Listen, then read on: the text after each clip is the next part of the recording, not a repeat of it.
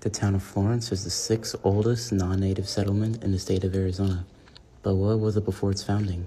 Before its founding, Florence was inhabited by the Sonoran Desert people, believed to be ancestors of the O'odham people. Archaeologists believe that the Sonoran Desert people existed between 300 and 1500 CE. They are believed to have migrated from Mexico.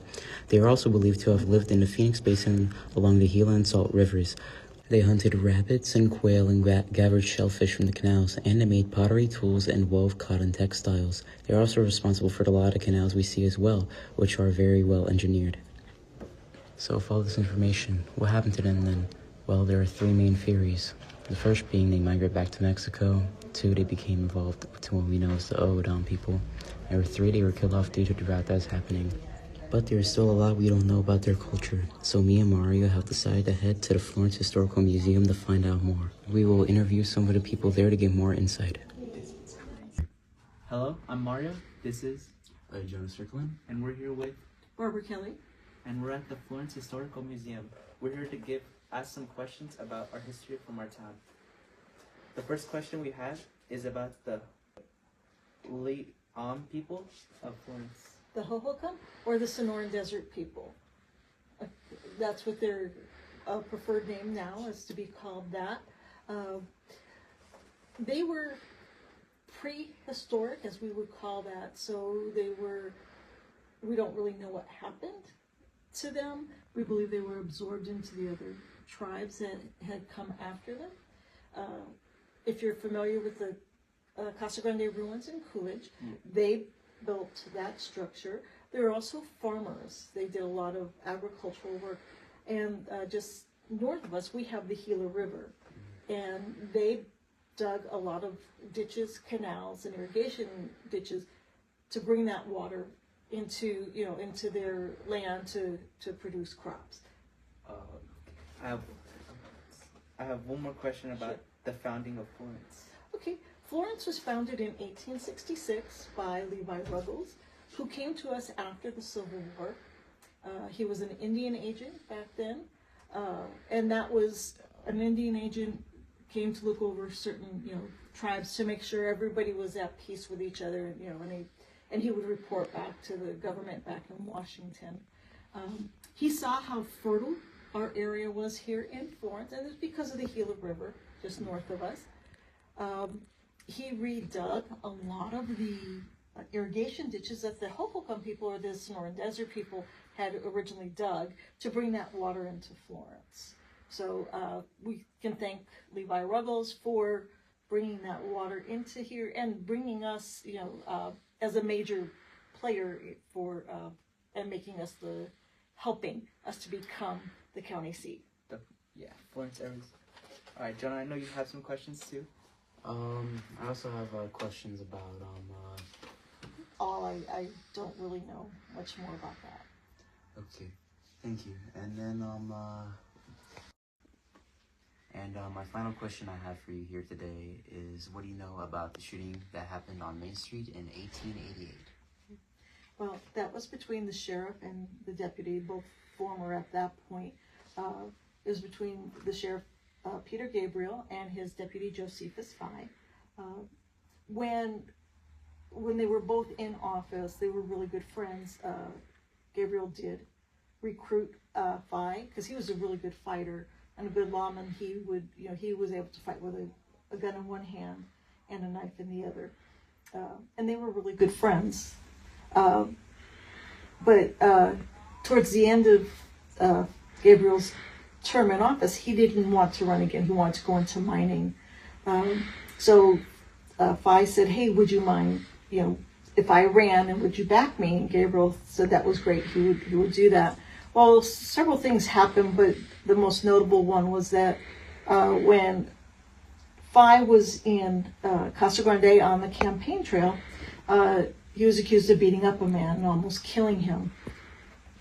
So he was arrested, brought back here into Florence, thrown in jail. His badge was removed, so he was no longer a deputy. And he really held it against Gabriel. He felt it was unfair. And Gabriel also pulled any support from him. So they actually became bitter enemies at that point. When in 1888, Gabriel was back in town, probably picking up supplies from the mining, and he stopped at the Tunnel Saloon that used to be down on Main Street. And Vi found out that he was in town, and he called in and says, "Come on out, let's finish this." Gabriel was like, he didn't go out, he didn't talk to him at all, but he pulled his gun anytime that door opened because he didn't want to be taken by surprise from Vi coming and shooting. But finally, Vi got tired of waiting, and he did go in. And they were told that they shot simultaneously at each other, and the concussion from the gun put the lights out in the building. And it was not electric light at that point, it was gas light. So they were shooting in the dark. They shot each other. Gabriel was shot through the lung, and Vi was mortally wounded. Vi was able to make it outside of the Tunnel Saloon, where he collapsed on the street. Gabriel made it out of the building, walked down to the stable, and collapsed there.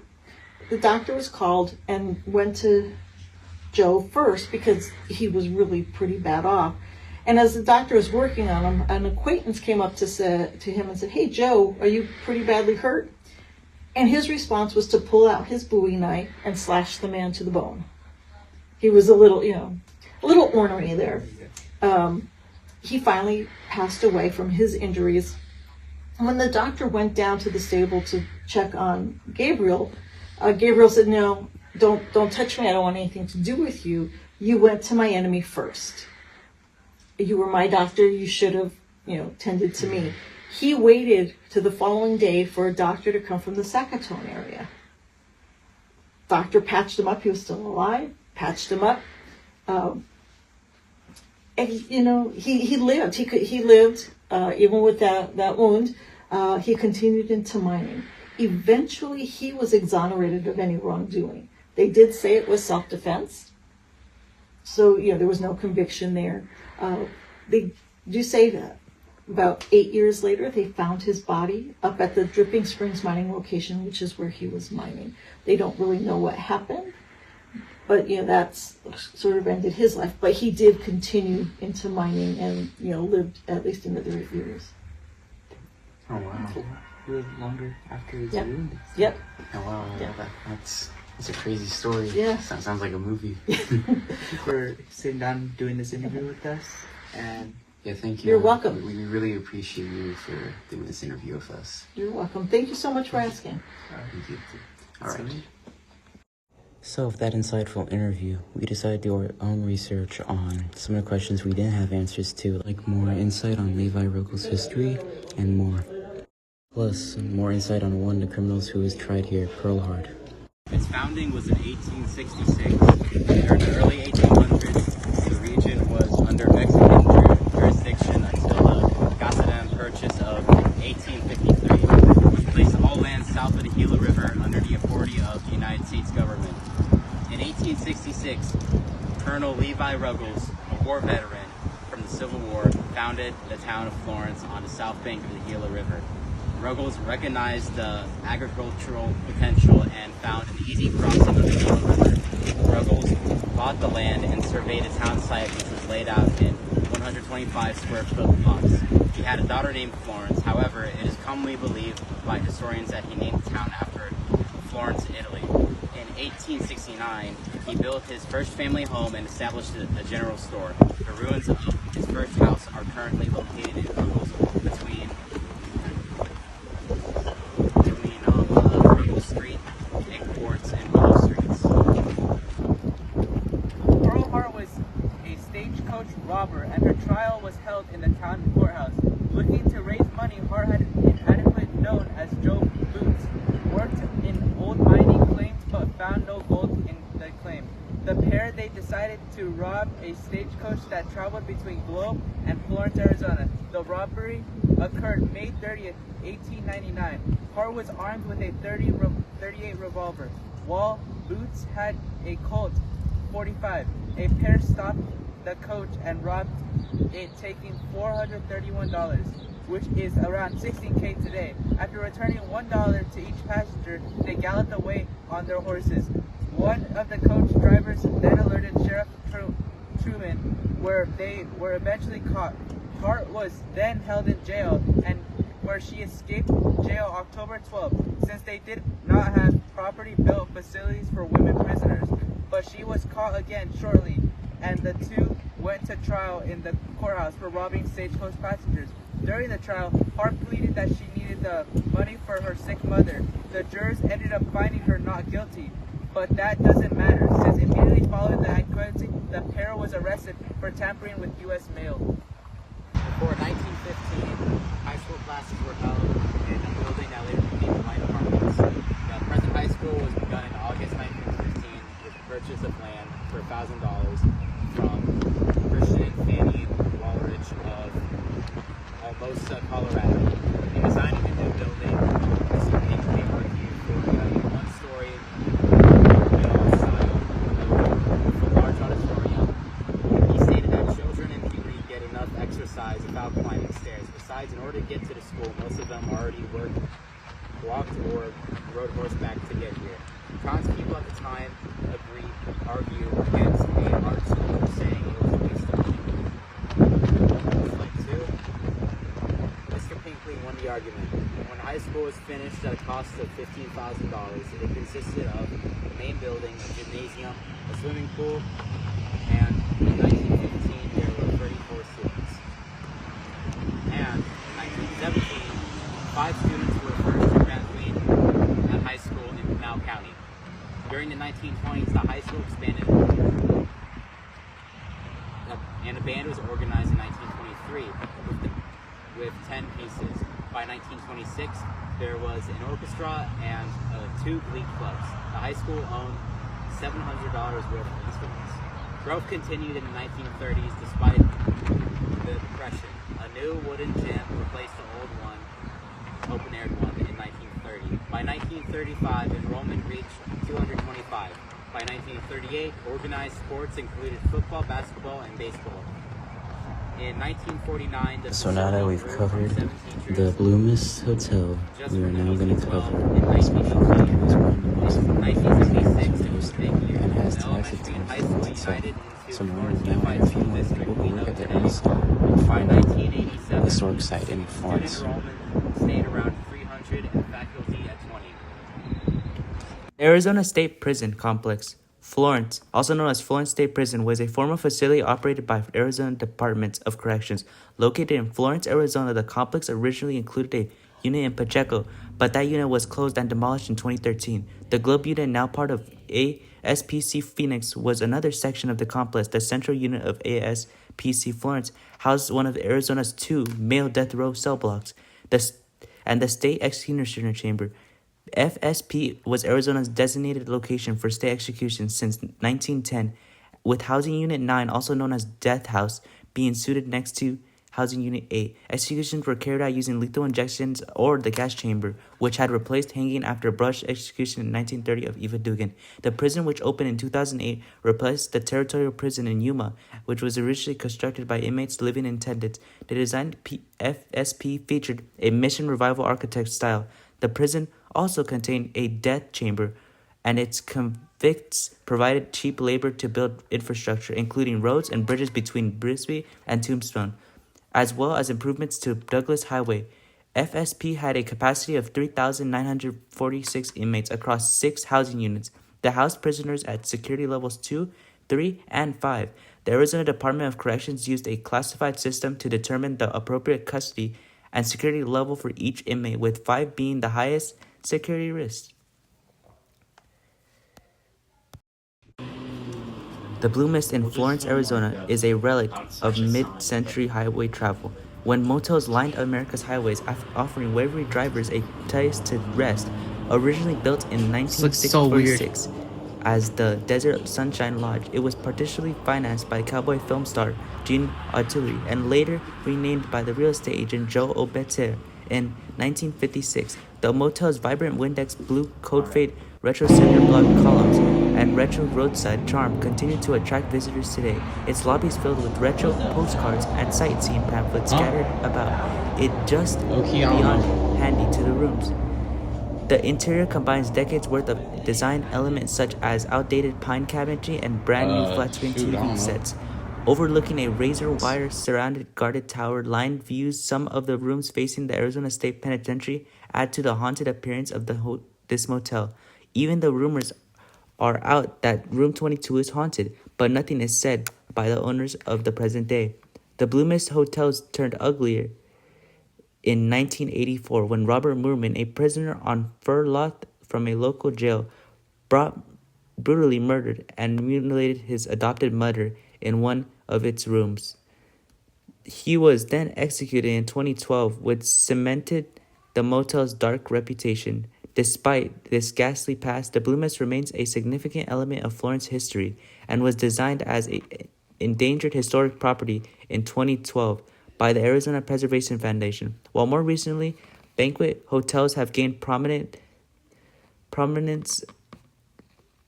and have effectively replaced vintage models, the Blue Mist remains a reminder of when roadside hotels married functionality and retro chink, retaining mid-century travel spirit.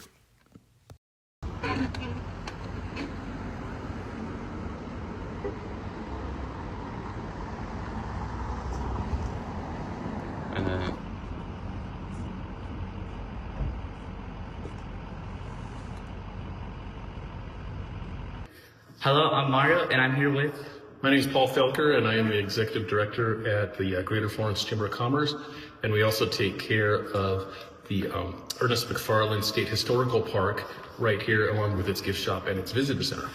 So the reason for our visit here today, we want to find out about Ernest McFarland here in town. So Ernest McFarland is a pretty big deal for all of Arizona. So when you look at his sheet over there, everything he's done, it's quite lengthy, but he was a state senator.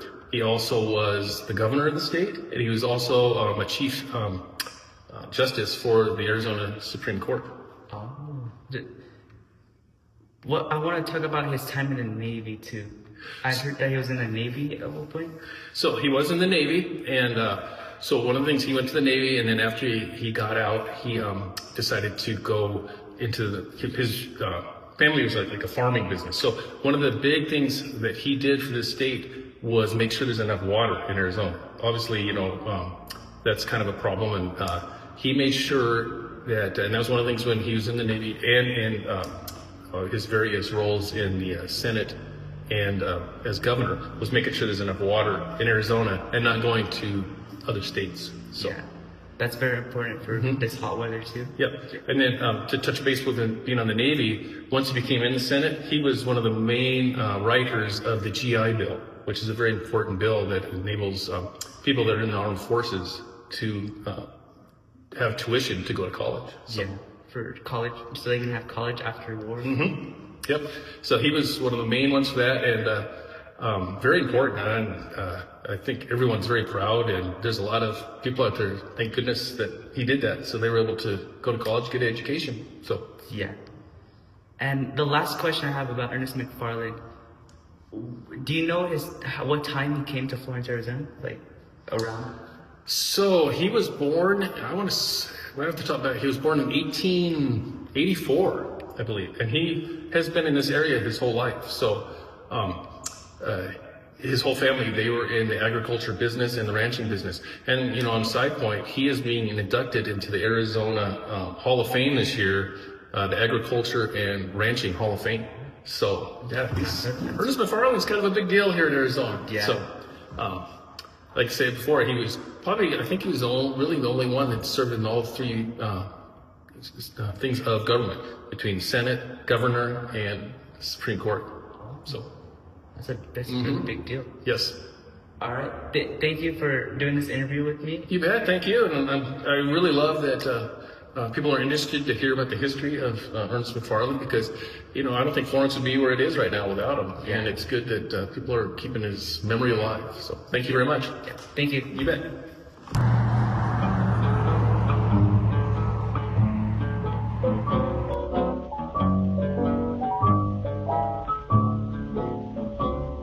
when the swallows come back to Capistrano. That's the day you promised to come back to me.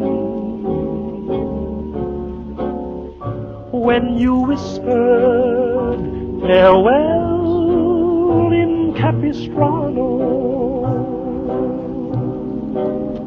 'twas the day the swallows flew out to the sea. Alright, we're on top of Ed Mountain. Me and Jonah made it up here. This is home of Charles DeVere Poston, also known as the father of Arizona. Was a true Renaissance man, although he perhaps was an oddball too. A world traveler, writer, and adventurer, congressman, and mining magnate.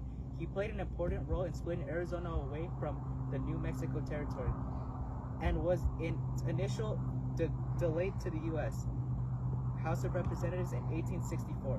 During his residence in Florence, he embraced the Zoroastrian religion and even built a temple on top of the hill, now called Poston Butte.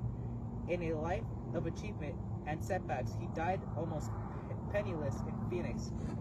But his legacy endured, and on the 100th anniversary of his birthday in 1925, his corpse was exhumed from the pauper's grave and reburied under a pyramid-shaped stone at the summit of Poston Butte. Poston Butte today is a popular hiking destination with a vista of the surrounding desert, farmland, and distant mountain ranges. The city of Florence has recognized the site's cultural and recreational importance by declaring it the Poston Butte Preserve, with plans to further improve the area with improved trails and facilities. Though nowadays, a tough tramp across harsh desert terrain, the hike rewards its visitors with vistas like the Superstition Mountains and remnants of Arizona's early territorial history. In 2025, Florence will mark the 100th year anniversary of Poston's reburial, honoring both his legacy of Arizona and lasting popularity of the landmark now named for him.